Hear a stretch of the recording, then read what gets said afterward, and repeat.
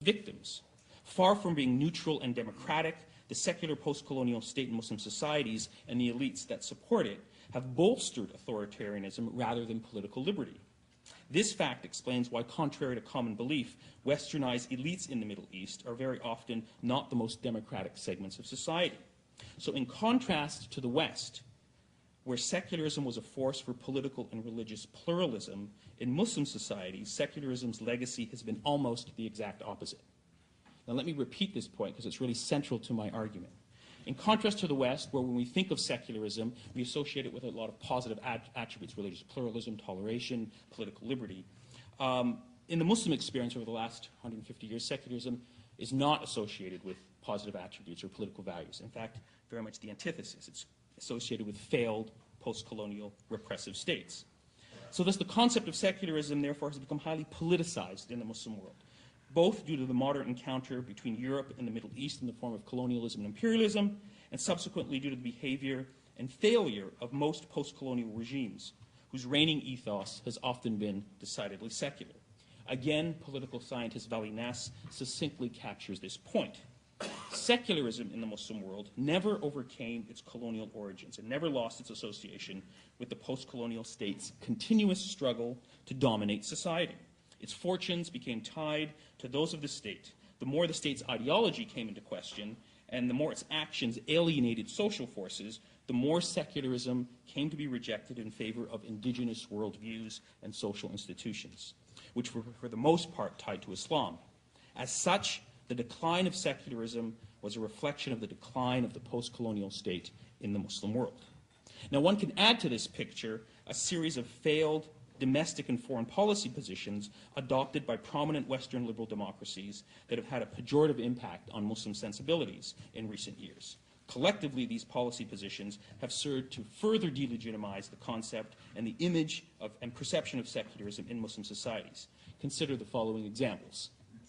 The fact that the West both loudly and proudly proclaims itself as secular and is often viewed as propping up repressive regimes in the Muslim world has undercut any positive image of secularism. Arguably, the most dramatic example of this is the one that I just cited, the overthrow of the democratic process in Iran in 1953. One can also add to this list strong French support for the military junta in Algeria and other repressive pro-Western regimes in the Muslim world.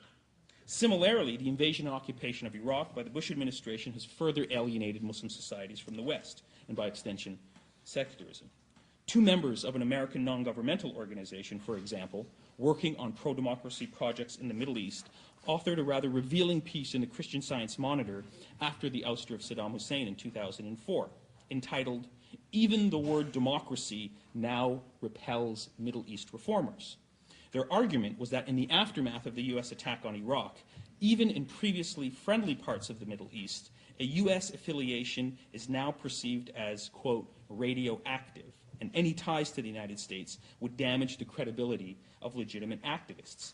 They observed, on a recent trip to Syria, Bahrain, and Jordan, reformers told us with great distress that they can no longer even use the words democracy and human rights in their communities, let alone work for U.S. publicly funded pro-democracy projects, to say nothing of the concept of secularism. Now, on a related note, consider for another example the case of the what's called the l'affaire du foulard, the hijab affair, the debate on the Muslim headscarf in France, and its connections to the concept of secularism.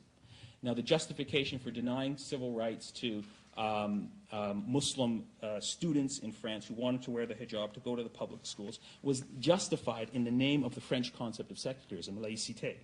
It was an incident that sort of lasted for over a decade, generated a lot of media coverage, and it was widely debated and discussed in the Muslim world. And the broad lesson that I think most Muslims received, or at least associated this question of secularism, the denial of civil rights for female Muslim students in France who wanted to go to public schools, they associated that with secularism. It did not bode well for any Muslim appreciation for the identification and appreciation for any understanding of secularism. And finally, there's the question of Muslim identity and the question of secularism. A noticeable aspect of the construction of Muslim identity in the latter part of the 20th century is that it's been constructed in relationship to and in the rejection of the West, because the West is perceived to be a dominant cultural hegemonic power often informing not only the world, but particularly in terms of how it influences events within the Muslim world. According to UCLA professor Khalid Abu al-Fadl, this new dynamic of identity construction marks a radical rupture with the Islamic past and is thoroughly a byproduct of colonialism and modernity. Politically engaged Muslims today tend to define Islam as an ideology of nationalistic defiance of the other. And Professor Abu al-Fadl suggests that this is a rather vulgar form of obstructionism vis-a-vis the hegemony of the Western world. Therefore, instead of Islam being understood as a possible moral vision for humanity, it becomes constructed by Muslim political activists as simply an antithesis to what the West stands for. So in the world constructed by these Muslims, there is no Islam, there's only an opposition to the West. And these observations, I think, apply with specific reference to the topic of secularism.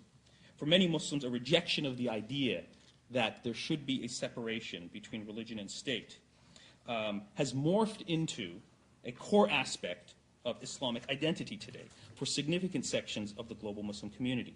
And so when asked on the topic, Muslim political activists often will repeat a standard mantra as if it were a sacred equation that is beyond dispute and is inextricably linked to what it means to be an authentic Muslim. The evidence is really easy to discern if you listen to what Muslims say on the topic. Muslim political activists, political Islamists, they will frequently reject comprehensively and absolutely the question of secularism. This simply cannot be accepted within an Islamic political order without really reflecting on how secularism perhaps can lead to, at least secularism properly understood, can lead to and contribute to the creation of a just political order.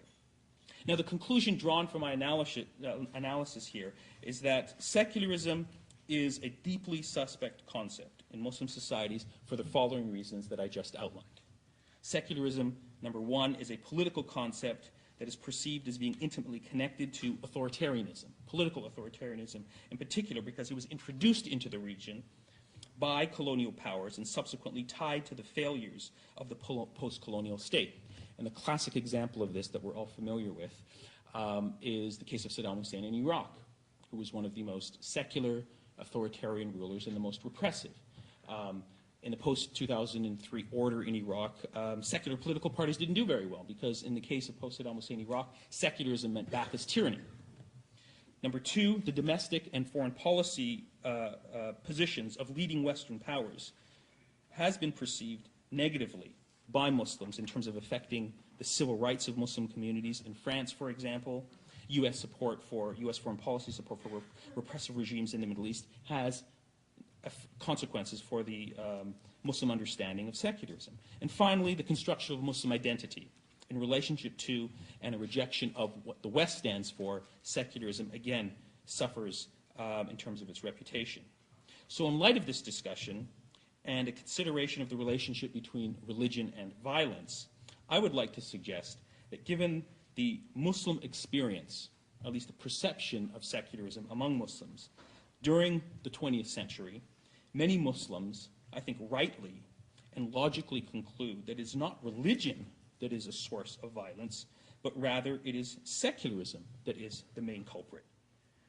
Appreciating this collectively different historical experience with secularism, in contrast to our collective memory in terms of how we think about secularism here in the West, I think is deeply important, critically important in terms of trying to understand and advance cross-cultural understanding and challenging our preconceived notions about what secularism means and how it is understood by different communities that have different historical experiences. And this is sort of one point I really try and emphasize to my students when I teach this topic, that you have to be very wary and try not to fall into the trap of what I call false universalisms, thinking that because your historical experience here in the West has had a particular experience that associates secularism with a set of positive values, pluralism, liberty, democracy, etc., that somehow is a universal experience.